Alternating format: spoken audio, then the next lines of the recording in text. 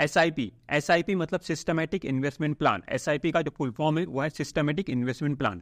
SIP में होता क्या है दोस्तों, या फिर म्यूचुअल फंड में भी हम बात कर लें, उसमें ग्रुप ऑफ पीपल, बहुत सारे लोग क्या करते हैं, अपना पैसा फंड हाउस को देते हैं। फंड हाउस मतलब एएमसी भी हम इसको बोल सकते हैं, ठीक है। एएमसी मतलब असेट्स मैनेजमेंट कंपनी, ठीक है।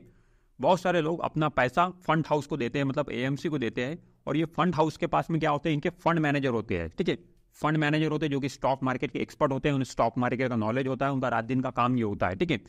वो फंड मैनेजर क्या करता है, आपने जो पैसा दिया उस पैसे को स्टॉक मार्केट में इन्वेस्ट करता है, ठीक है। स्टॉक मार्केट में इन्वेस्ट करने के बाद में वहां पे कुछ रिटर्न बनता है, और वो जो रिटर्न बनता है वो इन्वेस्टर को लौटाया जाता है। तो इस तरीके से आपका पैसा निकल कर स्टॉक मार्केट में इनडायरेक्ट वे से आ रहा है। डायरेक्टली आपने स्टॉक मार्केट में पैसा नहीं डाला, म्यूचुअल फंड के थ्रू, एसआईपी के थ्रू आपने स्टॉक मार्केट में पैसा डाला, वहां से जो आपका रिटर्न बना वो आपको मिला। तो इस तरीके से काम होता है दोस्तों एसआईपी में, या फिर हम बोले म्यूचुअल फंड में।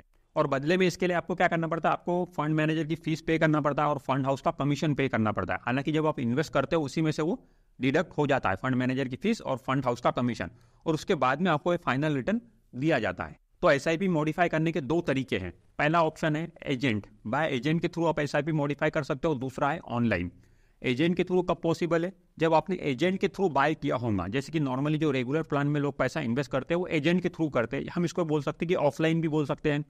आपने कोई एजेंट के थ्रू अगर इन्वेस्ट किया है तो फिर एजेंट को बुला के या उसकी हेल्प लेके आप अपने एसआईपी में मॉडिफिकेशन कर सकते हो। चाहे आपको डेट चेंज करना हो या अमाउंट चेंज करना हो, अमाउंट बढ़ाना हो, जो भी है, वो एजेंट की आपको हेल्प लेना भी चाहिए। और एजेंट होता ही उसी लिए कि वो इन्वेस्टर की हेल्प करे, क्योंकि आपका जो इन्वेस्टमेंट है उसमें से एजेंट को भी कमीशन जा रहा है। तो एजेंट के थ्रू लिए तो जरूर आप एजेंट की हेल्प लेके ये सारी चीज़ें करिए। बट आपने अगर ऑनलाइन बाई की है, ऑनलाइन प्लेटफॉर्म से बाई की है, जैसे कि आजकल हम देखते हैं कि काफ़ी सारे लोग ऑनलाइन म्यूचुअल फंड में पैसा इन्वेस्ट करते हैं, खुद ही इन्वेस्ट करते हैं। बहुत आसान प्लेटफॉर्म आ गए हैं। तो अगर ऑनलाइन किए तो फिर ऑनलाइन प्लेटफॉर्म पे आपको वहाँ पे जाना पड़ेगा और वहाँ से आप एसआईपी में मॉडिफिकेशन कर सकते हो। तो मैं आपको दिखाता हूँ कि ऑनलाइन आप किस तरीके से एसआईपी में मॉडिफिकेशन कर सकते हैं। चलिए दोस्तों, अब मैं आपको बताता हूँ कि किस तरीके से आप ऑनलाइन एसआईपी में मॉडिफिकेशन कर सकते हो। ये मैंने जीरोधा कॉइन का ऐप खोला हूँ। जब आप जीरोधा में डिमैट अकाउंट ओपन करते हो तो ये ऐप आपको इसका एक्सेस मिलता है। यहाँ से आप म्यूचुअल फंड में इन्वेस्ट कर सकते हो, सारा इन्वेस्टमेंट देख सकते हो। और यहाँ से मैं आपको बताता हूँ कि किस तरीके से आप मॉडिफिकेशन कर पाओगे। यहाँ पर मेरा कुछ इन्वेस्टमेंट है। ये ऐप में आपको नीचे ऑप्शन दिख रहे हैं, होम है, इन्वेस्टमेंट है, डिस्कवर है, अकाउंट है। तो आपको इन्वेस्टमेंट में जाना है। इन्वेस्टमेंट में जैसे ही हम जाते हैं यहाँ पे मुझे कुछ और ऑप्शन मिलते हैं। ऊपर में आप देख रहे हैं पोर्टफोलियो, एसआईपी और ऑर्डर। तो एसआईपी वाले ऑप्शन में हम चलते हैं। एसआईपी, अब यहाँ पर देखिए मेरी 3 एसआईपी चल रही है। एक्टिव एसआईपी लिखा हुआ है 3, एक्सिस स्मॉल कैप है, पराग पारिक है, उसके बाद में सुंदरम मल्टी कैप है। 3 एसआईपी चल रही है। अब मैं आपको दिखाता हूँ कि इसमें हम किस तरीके से मॉडिफिकेशन वगैरह कर सकते हैं। तो सबसे पहले हम चलते हैं एक्सिस स्मॉल कैप में, ठीक है। इस पर एसआईपी पे क्लिक करते तो यहाँ पे ऑप्शन आपको दिखेंगे, ठीक है। यहाँ पे मॉडिफाई का ऑप्शन आपको दिख रहा है, तो मॉडिफाई पे आप क्लिक करिए। मॉडिफाई पे क्लिक करने के बाद आप यहाँ पे चेंजेस कर सकते हो। क्या क्या चेंज कर सकते हो आप, एसआईपी का अमाउंट चेंज कर सकते हो। जैसे कि यहाँ पे दिख रहा है 1000 रुपये की मेरी एसआईपी चल रही है, इसको चेंज करके मान लो मुझे 2000 रुपये की करना है, तो यहाँ पे मैं सिंपल 2000 रुपये मैंने कर दिया, ठीक है।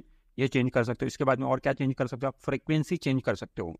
मतलब फ्रीक्वेंसी जो है मेरी, ये मंथली, हर महीने मेरी 1000 रुपये जाते थे, अब हर महीने 2000 रुपये जाएंगे। जो अभी मैं अपडेट अगर कर दूंगा इसको, तो आप इसको चेंज कर सकते हो। आपको वीकली अगर डालना है 2000 रुपये, वीकली डालिए। 15 दिन में एक बार डालना है 15 दिन में डालिए। क्वार्टरली डालना है मतलब 3 महीने में एक बार डालना है तो ऐसा डालिए।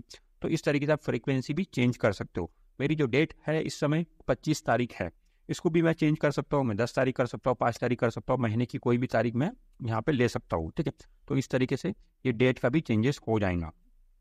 नीचे और एक ऑप्शन है ऑटोमेटिक स्टेप अप। ये क्या होता है automatic step up? Automatic step up का मतलब होता है, जैसे कि मैं इसको अगर चेक कर दूँ, यहाँ पे चेक कर दिया, इसका मतलब ये होता है कि आपकी जो एसआईपी है, जैसे कि अभी मैं 2000 रुपये की एसआईपी सेट कर रहा हूँ, ये जो मेरी एसआईपी है इसको एक पर्टिकुलर पीरियड के बाद कितने परसेंटेज से बढ़ाना है, ये हम यहाँ पर सेट कर सकते हैं। तो यहाँ पर जो लिखा हुआ है इंक्रीमेंट, मैंने यहाँ पे दिया हूँ 10%। अब क्या होगा, नीचे लिखा हुआ your SIP amount will increase by 200 rupees next 31 दिसंबर। यहाँ पे हम डेट डिसाइड कर सकते हैं, मंथ डिसाइड कर सकते हैं, कौन से मंथ से।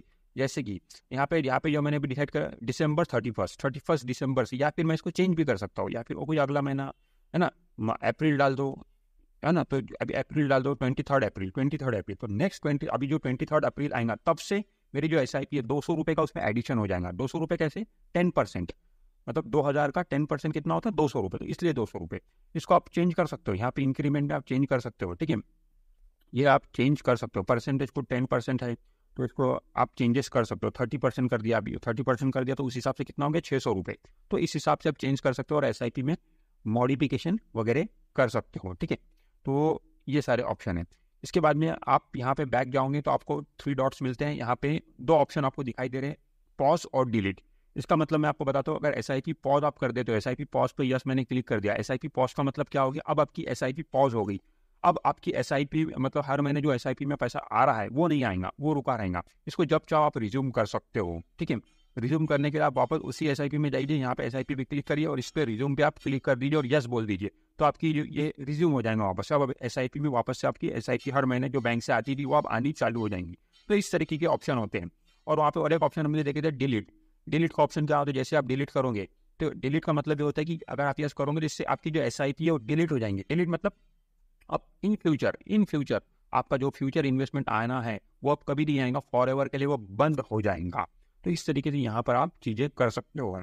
इसके बाद में अगर आपको रिडीम करना है तो बिल्कुल आप रिडीम भी कर सकते हो, ठीक है। कोई भी SIP से, जैसे कि यहाँ पे ऑप्शन है रिडीम का, यहाँ से आप रिडीम भी करोगे। तो रिडीम करोगे तो क्या होगा कि पैसा आपके बैंक अकाउंट में आएगा। जितना पैसा आपको लेना है उतना पैसा आप यहाँ से ले सकते हो। 2 वर्किंग डेज में वो आपके बैंक अकाउंट में आता है।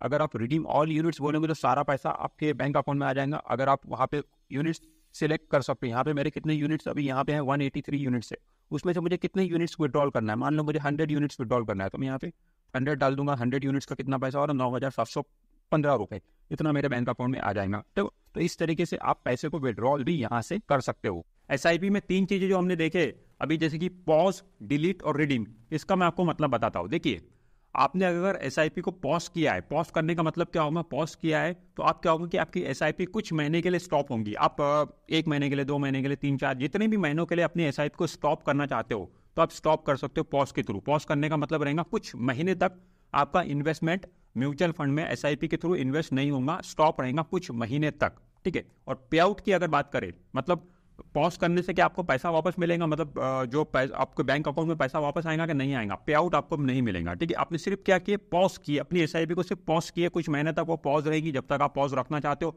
और जब आप उसको रिज्यूम कर दोगे तो वापस से आपका इन्वेस्टमेंट आना चालू हो जाएगा। बट यहाँ पर पे आउट आपको नहीं मिलेगा, ठीक है, पैसा आपने बाहर नहीं निकाला है। डिलीट के केस में अगर आप कोई भी SIP को डिलीट करते हो, उसका मतलब क्या है, अगर आपने डिलीट किया है तो आपकी जो SIP स्टॉप हो गई फॉर एवर, हमेशा के लिए आपकी SIP अब स्टॉप हो गई। आप कभी भी आपका आगे इन्वेस्टमेंट अब नहीं आएगा। SIP पूरी तरीके से आपने डिलीट कर दी है, स्टॉप हो गई फॉर एवर। आपका जो फ्यूचर इन्वेस्टमेंट है वो कभी अब नहीं आएगा। बट क्या पे आउट मिलेगा क्या आपको, नहीं, पैसा नहीं मिलेगा बाहर, क्योंकि आपने सिर्फ अपनी SIP को डिलीट किए हैं। पे आउट के लिए आपने रिक्वेस्ट नहीं की है। पे आउट लेने के लिए क्या कि अपने म्यूचुअल फंड को सेल करना पड़ता है, तब आपको पे आउट मिलता है। तो आपने सिर्फ डिलीट किए SIP को, जो हर महीने SIP आ रही थी उसको। और एक तीसरा ऑप्शन रहता है रिडीम। अगर आप रिडीम करते हो तो क्या होगा, फ्यूचर जो इन्वेस्टमेंट है वो आपका स्टॉप नहीं होने वाला है। आपने क्या किया, रिडीम किया। रिडीम का मतलब अपने म्यूचुअल फंड के यूनिट्स को सेल किया और वहां से आपको पैसा वापस मिलेगा। यस, यहाँ पर पे आउट आपको मिलेगा। जब भी आप रिडीम करोगे तो आप पे आउट आपको मिलेगा, बट आपकी SIP स्टॉप नहीं होने वाली है, SIP चलती रहेंगी। तो इसलिए कई लोग बोलते हैं कि मैंने तो म्यूचुअल फंड को रिडीम कर लिया, सारा पैसा बाहर निकाल लिया, बट फिर भी मेरी हर महीने SIP क्यों जा रही है। वो इसीलिए जा रही है क्योंकि आपने सिर्फ रिडीम किया, SIP को स्टॉप नहीं किया। तो अगर आपको परमानेंटली अपनी SIP को पैसा पूरा रिडीम करके SIP को बंद कर देना है, आगे इन्वेस्टमेंट नहीं करना है, तो उसके लिए आपको क्या 2 चीजें करना पड़ेगा। पहले तो आप रिडीम कर लीजिए, पूरा पैसा बाहर निकाल लीजिए, पैसा आपको मिल गया पूरा टोटल, ठीक है। अब उसके बाद इसमें तो SIP स्टॉप नहीं हुई, अब SIP को स्टॉप भी करना पड़ेगा। उसके लिए आप अपनी SIP को डिलीट कर दीजिए। दोनों चीज हो गई, पैसा आपको पूरा बाहर मिल गया और आपकी SIP जो है फ्यूचर इन्वेस्टमेंट जो है स्टॉप फॉर एवर हो गया। तो ये दो चीज आपको करना पड़ेगा अगर अपनी SIP को पूरी तरीके से बंद करके पूरा पैसा बाहर निकाल लेना है और आगे अब इन्वेस्टमेंट आपको नहीं करना है। तो ये 2 चीज आपको करना पड़ेगा। आप अपनी SIP को कितनी भी बार पॉज कर सकते हो, ऐसी कोई लिमिट नहीं है कि 1 साल में हम कितनी बार SIP को पॉज करें, ऐसा कोई लिमिट नहीं है। आप नंबर ऑफ टाइम्स अपनी SIP को पॉज कर सकते हो, बार बार पॉज करिए, बार बार रिज्यूम करिए, कर सकते हो आप, कोई दिक्कत नहीं है उसमें, ठीक है। और तीनों ही केस में आप SIP को पॉज कर रहे हो या फिर SIP को डिलीट कर रहे हो या फिर रिडीम कर रहे हो, तो तीनों ही केस में जो आपका एग्जिस्टिंग इन्वेस्टमेंट है, मतलब जो पैसा आपने म्यूचुअल फंड में डाल चुके हैं वो पैसा वही पड़ा रहता है, ठीक है। पॉज किए तो एग्जिस्टिंग इन्वेस्टमेंट तो वही पड़ा है आपका, ठीक है, सिर्फ SIP स्टॉप हो गई है। डिलीट किए तब भी एग्जिस्टिंग इन्वेस्टमेंट आपका वही पड़ा हुआ है, ठीक है। अब आगे से कभी आपकी SIP नहीं जाएंगी। रिडीम किए, अगर पार्शियल रिडीम किए, ठीक है, रिडीम 100% नहीं बट पार्शियल रिडीम किए, मतलब मान लो 1 लाख रुपए आपका म्यूचुअल फंड में है, उसमें से 50,000 रुपए आपने रिडीम किए तो 50,000 वही पड़ा रहेगा, ठीक है। तो पॉज करो, डिलीट करो या फिर पार्शियल रिडीम करो। उस केस में जो एग्जिस्टिंग इन्वेस्टमेंट है वो आपका वहीं पर पड़ा रहेगा और मार्केट के साथ उसमें चेंजेस भी होगा। अगर मार्केट ऊपर जा रहा है तो आपका जो एग्जिस्टिंग इन्वेस्टमेंट है उसका भी वैल्यूएशन बढ़ेगा, मार्केट नीचे जा रहा है तो उस हिसाब से वो कम भी होगा। अगर आप अपनी एसआईपी को डिलीट करते हो तो डिलीट के केस में क्या होता है कि जो आपकी एसआईपी आ रही थी हर महीने वो अब बंद हो जाती है, परमानेंटली बंद हो जाती है।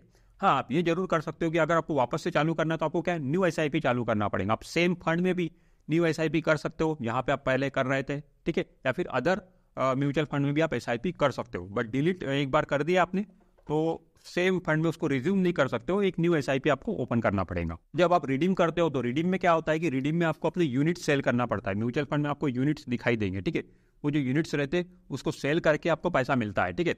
आप चाहो तो ऑल यूनिट्स, पूरे यूनिट सेल करके पैसा बाहर निकाल सकते हो या फिर उसमें से कुछ यूनिट सेल करके पैसा बाहर निकाल सकते हो, मतलब पार्शियल पैसा भी आप बाहर निकाल सकते हो।